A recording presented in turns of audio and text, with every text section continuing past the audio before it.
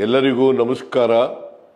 ನಮ್ಮ ಸರ್ಕಾರವು ಅಧಿಕಾರಕ್ಕೆ ಬಂದಾಗಿನಿಂದ ಬಾಬಾ ಸಾಹೇಬ್ ಅಂಬೇಡ್ಕರ್ ಅವರ ಸಂವಿಧಾನದ ಆಶಯಗಳ ಕುರಿತು ಜನಜಾಗೃತಿ ಮೂಡಿಸುವ ದಿಕ್ಕಿನಲ್ಲಿ ಸಾಕಷ್ಟು ಕೆಲಸಗಳನ್ನು ಮಾಡುತ್ತಿದೆ.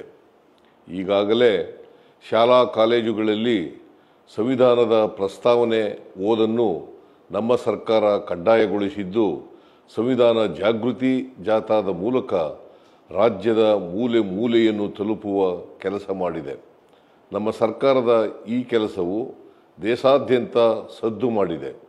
ಸಂವಿಧಾನ ಮತ್ತು ಪ್ರಜಾಪ್ರಭುತ್ವದ ಆಶಯಗಳ ಮೇಲೆ ನಿರಂತರವಾದಂಥ ದಾಳಿ ನಡೆಯುತ್ತಿರುವ ಹಿನ್ನೆಲೆಯಲ್ಲಿ ಅಂತಾರಾಷ್ಟ್ರೀಯ ಪ್ರಜಾಪ್ರಭುತ್ವ ದಿನವಾದ ಸೆಪ್ಟೆಂಬರ್ 15ರಂದು ಬೀದರ್ನಿಂದ ಚಾಮರಾಜನಗರದವರೆಗೆ ಮಾನವ ಸರಪಳಿ ರಚಿಸುವ ಕಾರ್ಯಕ್ರಮ ಹಮ್ಮಿಕೊಳ್ಳಲಾಗಿದೆ.